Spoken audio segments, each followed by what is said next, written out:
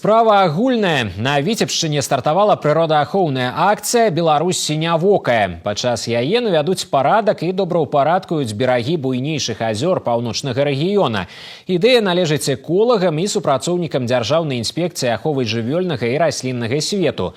На возеры Палонскае ў Віцебскім раёне да акцыі далучыліся работнікі Варонаўскага сельскага выканкама і мясцовыя школьнікі.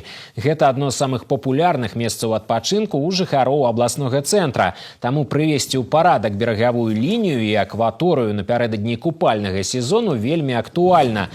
Да акцыі далучыліся і вадалазы МНС. Яны праверылі і ачысцілі дно возера.